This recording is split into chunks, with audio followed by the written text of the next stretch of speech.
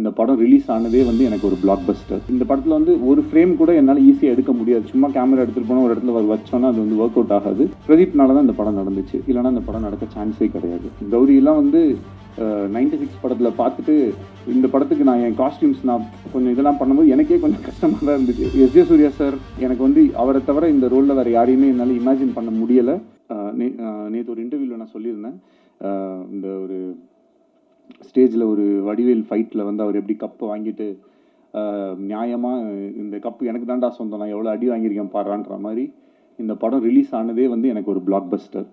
இந்த படம் ரிலீஸ் ஆகிடுச்சு, அதுவே எனக்கு வந்து ஒரு பெரிய பிளாக் பஸ்டர் தான், எனக்கு அது ஒரு ஹிட்டு. ஏன்னா எப்பயுமே கொஞ்சம் கனவு பெருசாக இருந்துச்சுன்னா அது கொஞ்சம் கஷ்டமாக தான் இருக்குது. ஸோ நம்ம நிறையா தடவை என்னென்னா சுற்றி இருக்கிற சூழ்நிலைகள் காரணமாக எது கொஞ்சம் ஈஸியோ எது கொஞ்சம் சுலபமாக நடக்குமோ அப்படின்ற மாதிரி நம்மளே வந்து நம்மளுடைய கம்ஃபர்ட் ஜோன். இப்போ எனக்கு வந்து இப்போ என் வாழ்க்கை வந்து ரொம்ப ஒரு கம்ஃபர்ட் ஜோனில் தான் இருக்குதுன்னு சொல்லலாம், கடவுளுடைய அனுகிரகத்தால். ஆனால் அதே அந்த கம்ஃபர்ட் ஜோனில் எத்தனை படம் வேணாலும் லைஃப்பில் நம்ம பண்ணிகிட்டே போயிட்டே இருக்கலாம். பட் அந்த கம்ஃபர்ட் ஜோனை பிரேக் பண்ணி நான் இருந்த ஒரு சுச்சுவேஷனுமே வந்துட்டு எனக்கு கொஞ்சம் என் மேலே பெருசாக நம்பிக்கை இல்லாத ஒரு சுச்சுவேஷனில் தான் இருந்துச்சு. அந்த மாதிரி ஒரு சமயத்தில் ஒரு கம்ஃபர்ட் ஜோனில் இருக்கிற ஒரு ப்ராஜெக்டை கை வைக்காமல் எனக்கு வந்து என்னை சேலஞ்ச் பண்ணிக்கக்கூடிய விஷயம். இந்த படத்தில் வந்து ஒரு ஃப்ரேம் கூட என்னால் ஈஸியாக எடுக்க முடியாது. சும்மா கேமரா எடுத்துகிட்டு போனால் ஒரு இடத்துல வச்சோன்னா அது வந்து ஒர்க் அவுட் ஆகாது. அதில் ஏதாவது ஒரு மெனக்கடலாவது இருக்கும். அதில் அட்லீஸ்ட் ஒரு காஸ்டியூமாவது கரெக்டாக இருக்கணும், இல்லை பின்னாடி இருக்கிற விஷயங்கள் கரெக்டாக இருக்கணும், இல்லை அதில் இதுக்கப்புறம் வரப்போகிற அந்த சிஜி கரெக்டாக இருக்கணும், இல்லை அங்கே இருக்கிற ஒரு மேக்கப்பில் ஏதாவது ஒரு விஷயம் கரெக்டாக இருக்கும், இல்லை பேச போகிற டைலாகில் ஏதாவது ஒரு ஃபியூச்சரிஸ்டிக்கான ஒரு விஷயமா இருக்கணும். இந்த மாதிரி ஏதாவது ஒரு வேலையாச்சும் எக்ஸ்ட்ரா பண்ணணும் அப்படின்ற மாதிரி. அப்படி பண்ணால் மட்டும்தான் இந்த படம் கொஞ்சம் கன்வின்சிங்காக இருக்கும். இல்லைனா நம்ம சும்மா சொல்லலாம் 2040 நடக்கிற மாதிரி அப்படின்ட்டு. அப்புறம் இப்போ இந்த ஃபிலிம் ரிலீஸ் ஆச்சு. ரிலீஸ் ஆகும்போது நிறையா நல்ல ரிவ்யூஸ், நிறையா பாசிட்டிவான ஃபீட்பேக்ஸ், நிறைய பாராட்டுகள் அதெல்லாம் இருக்கிற அதே சமயத்தில் சில பேருக்கு வந்து இந்த ஃபிலிம் வந்து கொஞ்சம் ஸ்லோவாக இருக்குது, கொஞ்சம் லேக்காக இருக்குது, இந்த மாதிரி சில விஷயங்களுமே வந்து நான் பார்க்க தான் செய்கிறேன். ஸோ எப்பயுமே இந்த மாதிரி ஒரு ஹை கான்செப்ட், ஒரு ஏதாவது ஒரு கொஞ்சம் ஒரு ரெகுலராக நம்ம அந்த ஒரு அரைச்சமாவை அரைக்காமல் ஏதாவது ஒரு புதுசாக ஒரு விஷயம் சொல்லணுன்னா அதற்கான இப்போ ஒரு ஃப்ளைட்டில் நம்ம ஏறுறோன்னா முதல்ல வந்து அந்த சீட் பெல்ட்டை போடுங்க, இந்த இதை பண்ணுங்கள், அதெல்லாம் சொல்லும்போது கொஞ்சம் அந்த இடத்துல ஒரு தொய்வடைய தான் செய்யும். பட் அந்த ரூல்ஸ் எல்லாம் தெரிஞ்சதுனா தான் அதுக்கப்புறம் இருக்கக்கூடிய விஷயங்கள் இருக்கும். ஸோ படத்தில் சில இடங்களில் சில காட்சிகளில் வந்துட்டு கொஞ்சம் மெதுவாகவோ இல்லை கொஞ்சம் புரிய வைக்கிறதுக்காக. ஏன்னா ஒரு திரைப்படன்றது வெறும் கொஞ்சம் பேர் மட்டும் பார்க்கக்கூடிய விஷயம் இல்லை. அது எல்லா ஏஜ் குரூப்ஸ், எல்லா விதமான மக்களுமே வந்து பார்ப்பாங்க. அப்போ அவங்க எல்லாருக்குமே வந்து அந்த விஷயத்தை நம்ம எப்படி கடத்துறோம் அப்படின்றதுக்காக எல்லாத்து மேலேயுமே நம்ம வந்து கொஞ்சம் டீட்டெயில் பண்ண வேண்டிய ஒரு கட்டாயம் இருக்குது. ஸோ அப்படி இருக்கும்போது ஓவராலாக அந்த ஒரு ஃபில்மை நம்ம பேஸ் பண்ணுற விதமாகட்டும், சில விஷயங்களை நம்ம சொல்கிற விதமாகட்டும், அதுக்கெலாம் வந்து நம்ம கொஞ்சம் எடுத்துப்போம். ஸோ அதை வந்து நான் ஒரு கன்ஸ்ட்ரக்டிவ் கிரிட்டிசிசமாக எடுத்திருக்கேன். அண்ட் அதை பார்க்கும்போது எனக்கும் சில விஷயங்கள் வந்து புரிஞ்சுது. பட் ஹேவிங் செட் இதில் இவ்வளோ விஷயங்கள் இருந்தாலும் தியேட்டரில் போய் இந்த படத்தை பார்க்கும்போது நான் நினச்சது வந்து ஒரு காதல் கதை. ஆனால் பொதுவாகவே எப்பயுமே காதல் படங்கள்னால் அது ஒரு மாதிரி ஒரு தன்மையிலே போயிட்டே இருக்கும். பட் படம் ஃபினிஷ் ஆகும்போது வந்து அது எப்பயுமே ஒரு மெலோ ட்ராமாவாக, ஒன்று ஹீரோயின் வந்து இதில் ஏர்போர்ட் போயிடுவாங்க, இல்லை ட்ரெயினில் ஏற போயிடுவாங்க, இல்லைனா ஏதாவது ஒரு சேஸு, இந்த மாதிரி ஒரு ரெகுலர் ஏரியாஸில் இல்லாமல் அதை வந்து ஒரு கமர்ஷியல் ஹீரோ வில்லன் ஃபில்முக்கு இருக்கக்கூடிய சில ஹை பாயிண்ட்ஸ் ஏதாவது ஒன்று க்ரியேட் பண்ண முடியுமா அப்படின்ற ஒரு எக்ஸ்பெரிமெண்ட்டு ட்ரை பண்ணி தான் இந்த படத்தில் வந்து அதை வந்து முயற்சி செஞ்சோம். இப்போது அது கடைசியில் தியேட்டரில் வரும்போது அந்த இடத்துல கிளாப்ஸோ, அந்த இடத்துல வந்து ஒரு அப்ரிசியேஷன் வரும்போது பார்க்குறதுக்கு ரொம்ப நிறைவாகவும் சந்தோஷமாகவும், ஒரு ரைட்டராக நம்ம ஏதோ ஒரு விஷயம் ட்ரை பண்ணோம். அந்த ட்ரை பண்ணது ஒரு 1000 பேர் இருக்கக்கூடிய தியேட்டரில் அட்லீஸ்ட் ஒரு ஒரு ஒரு ஒரு குறிப்பிட்ட நம்பர் ஆஃப் பீப்புளுக்காச்சும் அது வந்து ஒர்க் ஆகுது அப்படின்றது நினைக்கும் போது நம்மளுடைய வேலை மேலே நமக்கு இருக்கிற ஒரு நம்பிக்கை இன்னும் அதிகரிக்குது. அதுக்கு வந்து மிகப்பெரிய நன்றி டு த ஆடியன்ஸ். அப்புறம் இந்த படத்தை எடுக்கிறதுக்கு எனக்கு என்னுடைய ஃபஸ்ட்டு பவர், இந்த ஃபில்மை நான் பண்ணக்கூடிய இந்த படம் நடக்கிறதுக்கு காரணமாக இருந்தது பிரதீப்னால தான் இந்த படம் நடந்துச்சு, இல்லைனா இந்த படம் நடக்க சான்ஸே கிடையாது. ஏன்னா இந்த படம் பிகினிங்லேருந்தே பட்ஜெட் தான் வந்து இஷ்யூ. இன்றைக்கி நம்ம சினிமாவில் பார்க்குறோம், எவ்ரிடே ஏதாவது ஒரு படம் ட்ராப் ஆகுது, ஏதாவது ஒரு படத்தில் இயக்குநர்கள் மாறிடுறாங்க. இன்றைக்கி வந்து டைரக்டர்ஸோட சுச்சுவேஷன் வந்து ரொம்ப கவலைக்கிடமாக இருக்குதுன்னு சொல்லலாம். பேர் சொல்ல இது பண்ணல, ஓகே பேர் சொல்லணுன்னாலும் நான் சொல்லலாம். இப்போ ஒரு அவ்வளோ பெரிய ஒரு படம் வந்து ஆன்லைனில் வந்து லீக் ஆகிருக்கு. இதோடைய மொத்த வழியை அதாவது எல்லாரோட வழியை விடையும் அந்த இயக்குனரோட வழி தான் அந்த இடத்துல வந்து ரொம்ப அதிகமாக இருக்கும். இந்த இடத்துல நான் வந்து வினோத் என்னோட ஃப்ரெண்டுக்கு வந்து என்னுடைய வருத்தத்தை நான் தெரிவிச்சுக்கிறேன். ஏன்னா இது வந்து ஒரு ஒரு ஒரு ஒரு மரணம் அளவுக்கு ஒரு வலிக்கக்கூடிய ஒரு விஷயம். அது ஒரு டிரெக்டரால் மட்டும்தான் அதை வந்து ஃபீல் பண்ண முடியும். ஏன்னா ஒரு நாளும் ஒரு ஷாட்டும் எடுக்கும்போது அந்த டிரெக்டர் வந்து அது எவ்வளோ கஷ்டப்பட்டு அதில் எவ்வளோ கனவுகளோடு அது எடுப்பாங்க அப்படின்றது ஆஸ் அ டிரெக்டராக எனக்கு வந்து தெரியும். இங்கே இருக்கக்கூடிய எல்லாருக்குமே அது வந்து தெரியும். பட் அங்கேருந்து அது நம்ம நினச்ச மாதிரி ஒன்று வராமல் அது இந்த மாதிரி போகும்போது ரொம்பவே கஷ்டமாயிடுது அது.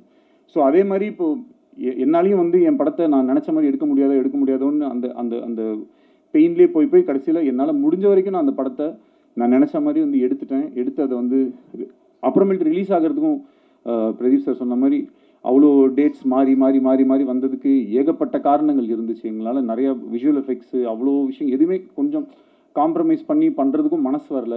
கொஞ்சம் இது இப்படி பண்ணிக்கலாம் அப்படின்னா கண்டிப்பாக மாற்றிருக்க முடியும். பட் ஆனால் அது மாதிரி ஏன்னா இந்த படத்தை என்னால் ஒரு தடவை தான் எடுக்க முடியும். அந்த ஒரு தடவை அதை நான் நினச்ச மாதிரி எடுத்துட்டா எனக்கு சந்தோஷம். அதுக்கு இவ்வளோ பேர் வந்து எனக்கு ஹெல்ப் பண்ணாங்க. ஷூட் வந்து ரொம்ப மாறி நடக்கும். பட் எப்போ வந்தாலுமே அவருடைய 100% எப்பயுமே கொடுக்குற ஒரு ஹீரோ எனக்கு கிடைச்சது வந்து எனக்கு ரொம்ப சந்தோஷம். டைமில் வந்து அவர் ரொம்ப ஷார்ப்பு. அதில் இன்றைக்கும் என் மேலே கொஞ்சம் டென்ஷன் ஆகிட்டாரு. 12:30 to 2:30 லஞ்ச் பிரதர். 2:30க்கு ப்ரெஸ் மீட் சொன்னேன். அவர்கிட்ட என்ன பிரச்சனைனா நம்ம 12:30 சொன்னோன்னா 12:29க்கு வந்துடுறார். வழக்கம் போல் நான் ஒரு 1 hour அப்படியே வந்துட்டேன். அதில் வந்து sorry bro, please don't mistake me. இதே மாதிரி எங்களோட ஷூட்டிங்லேயும் எவ்ரி டே வந்து அந்த சொன்ன டைமுக்கு வரதாகட்டும். ஆனால் அதே மாதிரி ஒரு ஷார்ட்டோடைய 100% அவர் ஒரு டிரெக்டர் தான்.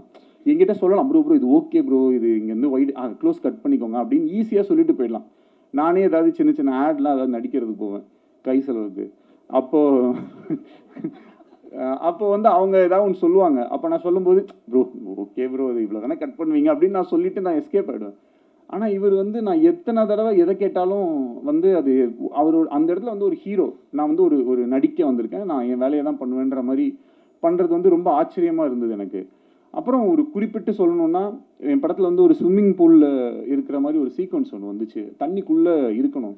இதுவே ஒரு ஆக்ஷன் ஃபிலிமில் நான் அந்த சீக்வன்ஸ் எடுத்திருந்தா மேபி அது வேறு மாதிரி இருக்கும். இது ஒரு லவ் ஸ்டோரின்னும் போதே எல்லாருமே ப்ளஸ் இந்த ஜாலியான படம் கலர்ஃபுல்லான படம்னா அது என்னமோ எடுக்கிறது ரொம்ப ஈஸியாகவும் அது என்னமோ ரொம்ப விளையாட்டுத்தனமாக நம்ம எடுப்போன்ற மாதிரியுமே ஒரு பெர்செப்ஷன் இருக்கும். இதே ஒரு காட்டில் போய் ரொம்ப புழுதியில் அப்படி இப்படின்னு கஷ்டப்பட்டு இருக்கிற மாதிரி படம்னா அது ரொம்ப கஷ்டப்பட்டு எடுத்த மாதிரி படமாகவும், ஃபாரின்லலாம் போய் எடுத்தோம்னா அது ரொம்ப ஈஸியான படமாகவும் ஒரு பெர்செப்ஷன் இருக்குது. எல்லா படம் எடுக்கிறதும் கஷ்டம்தான். இப்போ இந்த மாதிரி ஒரு படத்தில் இந்த மாதிரி ஒரு சீக்வன்ஸ் ஒரு ஆக்ஷன் சீக்வன்ஸ்க்கு நிகராக உயிருக்கே ஆபத்தார அளவுக்கான ஒரு சீக்வன்ஸாக தான் அது வந்து எங்களுக்கு இருந்துச்சு. ஏன்னா கிட்டத்தட்ட அந்த கேமரா உள்ளே எடுத்துகிட்டு போய் ஒரு நிமிஷம் டு 1.5 நிமிஷம் ஒரு மூச்சு வந்து தம் கட்டி வந்து நடிக்கணும். நைட்டு ஃபுல்லாமே அதை வந்து பண்ணிட்டு இருந்தார். அண்ட் நானும் ஸ்விம்மிங் பூலில் தான் வந்து இருந்தேன். ஸோ ஒரு தடவை சரி ஓகே இது எவ்வளோ கஷ்டம் அப்படின்னு சொல்லிட்டு நம்ம ட்ரை பண்ணி பார்ப்போம்னு சொல்லி உள்ளே போனேன். உயிருக்கு பயந்து நான் உடனே வெளியே வந்துட்டேன். ஆனால் அவ்வளோ தடவை பண்ணி காலையில் 5:30 6 மணி வரைக்குமே வந்து அந்த சீக்வன்ஸை அவர் பண்ணி முடிச்சுட்டு கூட ஏன் ப்ரோ என்னை போட்டு இப்படி டார்ச்சர் பண்ணுறீங்கன்னு சொல்லுவாருன்னு பார்த்தா அப்புறம் ஓகேவா கரெக்டாக வந்துச்சா எடுத்துக்கலாமா இன்னும் ஏதாவது எடுத்துக்கலாமா அப்படின்னும் போது ஒரு ஆக்டராகவும் ஒரு டிரெக்டராகவும் அந்த இடத்துல வந்து அவர் என்னை ரொம்ப இந்த மாதிரி நிறையா நான் ரொம்ப என்னை லைஃப் டைமில் வந்து என்னால் மறக்க முடியாத நிறைய மொமெண்ட்ஸை வந்து எனக்கு பிரதீப் கொடுத்துருக்காரு. அதுக்கு வந்து ஹார்ட்ஃபெல்ட் தேங்க்ஸ்.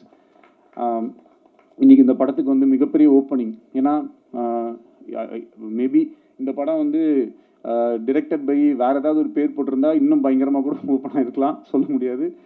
பிரதீப் ரங்கநாதன் அப்படின்ற ஒரு பேருக்காக ஆடியன்ஸ் அந்த ஓப்பனிங்கை வந்து என்னதான் டிலேஸ் அப்படி இப்படின்னு இருந்தாலும் அந்த அளவுக்கு வந்து இந்த படத்தை ஆதரவு கொடுத்துருக்காங்க. அதோடைய ஓப்பனிங்க்கு அவ்வளோ அந்த ஃபேன்ஸோ அவங்களுடைய விஷயங்கள் எல்லாமே வந்து ரொம்ப பாசிட்டிவாக எங்களுக்கு வந்து அமைஞ்சிருச்சு.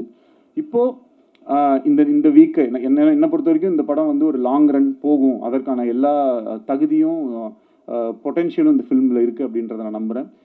இன்னும் இந்த வீக்கெண்டுமே வந்து பயங்கரமாக வந்து இந்த படம் எல்லாமே 10 வருஷம் முன்னாடி எடுத்த படத்தெல்லாம் எடுத்து ரீரிலீஸ் பண்ணிகிட்டு இருப்பாங்க. நான் இப்போ ஓடிக்கிட்டு இருக்கிற படத்தையே திருப்பியும் 17ஆம் தேதி ஃபர்ஸ்ட் டே மாதிரி ஒரு ஓப்பனிங் வரணும் அப்படின்ற மாதிரி எனக்கு ஒரு ஆசை. இன்னும் கொஞ்சம் பயங்கரமாக இது ஒர்க் அவுட் ஆகணும். ஏன்னா நிறையா கொஞ்சம் மிக்ஸ்டு ரிவ்யூஸ் இந்த மாதிரிலாம் இருக்குது. அது படத்தை போய் பார்க்கும்போது மேபி இன்னும் பெட்டராக இருக்கலாம். இந்த ஒரு ஆல்ரெடி சில மைண்ட் செட்டோட பார்க்கும்போது எவ்வளோ அழகான இப்போ இது என்னது இது ஸ்வீட்டாக கேவலமாக இருக்குது அப்படின்னு சொல்லி குலாப் ஜாமுனை கொடுத்தா மேபி சாப்பிடும்போது அப்படி தோன்றதுக்கும் வாய்ப்பு இருக்குது.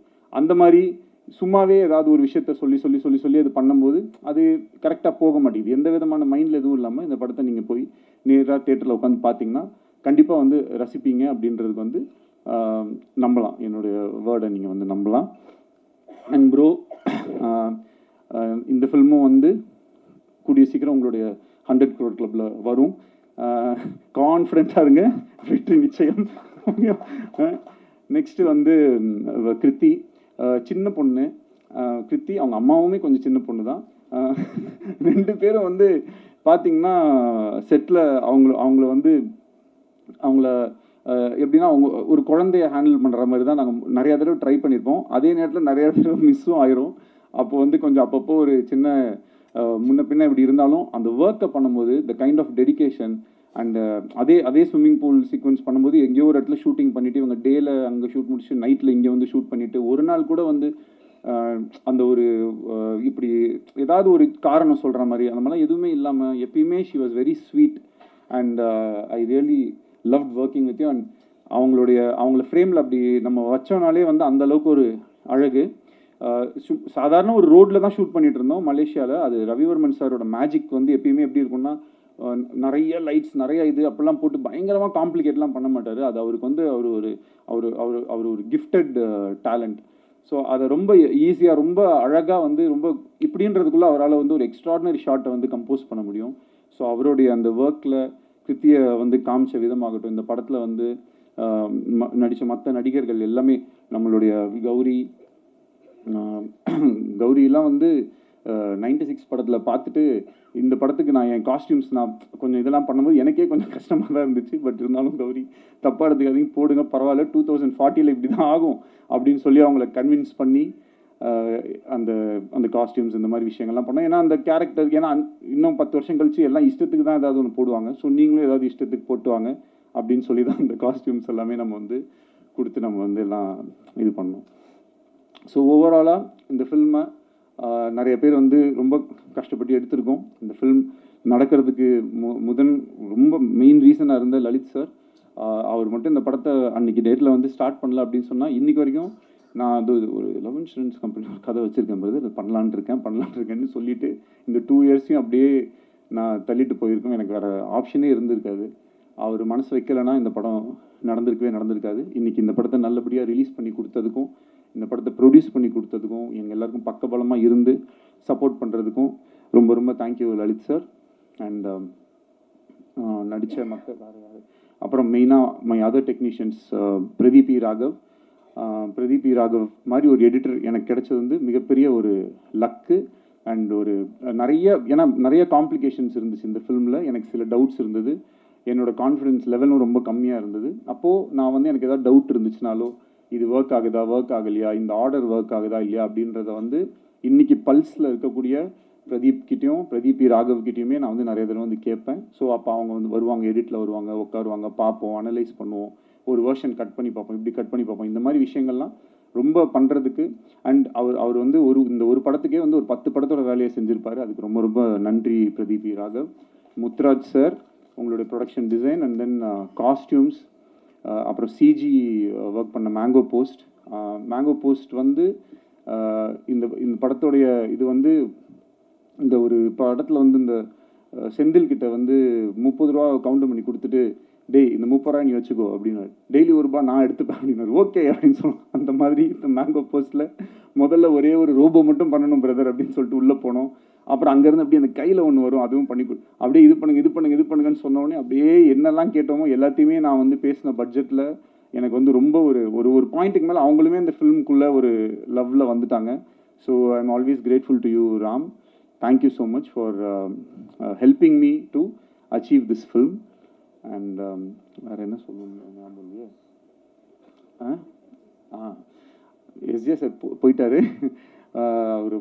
Okay, so SJ Surya sir வந்து எந்த அளவுக்கு வந்து ஒரு சப்போர்ட்னா 2018 இந்த ஃபில்மை நான் பண்ண ட்ரை பண்ணிட்டு இருந்த போதுலேருந்து அவர் தான்றதுல நான் ரொம்ப ஃபிக்ஸ் ஆகிட்டேன். அவர் வந்து கொஞ்சம் he is always an very expensive artist தான். பட் ஆனாலும் எனக்கு வந்து அவரை தவிர இந்த ரோலில் வேறு யாரையுமே என்னால் இமேஜின் பண்ண முடியலை. ஸோ எனக்கு அவர் தான் வேணும் அப்படின்றதுல வந்து நான் டிசைட் பண்ணிட்டேன். அதுக்கப்புறம் அவர் ரொம்ப அழகாக அவருக்கு பயங்கர பிஸி, ஆனாலும் அதுக்கு நடுவில் அவர் சொன்ன மாதிரி நிறைய டேட்ஸ் எனக்கு கொடுத்து என்னை அகாமடேட் பண்ணி இந்த படத்தை வந்து அவர் வந்து எனக்கு ஹெல்ப் பண்ணி கொடுத்தாரு. அதுக்கு வந்து என்றைக்குமே நான் நன்றி கடன் பட்டிருக்கேன். சீமான் அண்ணன் ரொம்ப ரொம்ப ஒரு நல்ல மனிதர். அவரோட ஒர்க் பண்ண ஒரு நாளுமே வந்து ரொம்ப ஹாப்பி. ஒரு அரசியலில் இருக்கக்கூடிய ஒரு மிகப்பெரிய ஒரு தலைவர், ஆனால் ஒரு நாள் கூட அவருடைய அரசியலையோ இல்லை அவருடைய மைண்டில் இருக்கிற ஐடியாலஜிஸையோ அந்த மாதிரிலாம் எதுவுமே எங்ககிட்ட வந்து யார்கிட்டையுமே பேசாமல் எங்களுக்கு என்ன தெரியுமோ, எங்களுக்கு என்ன பிடிக்குமோ அந்த மாதிரி எங்களோட ரொம்ப ஒரு ஃப்ரெண்ட்லியாக ரொம்ப பழகினார்.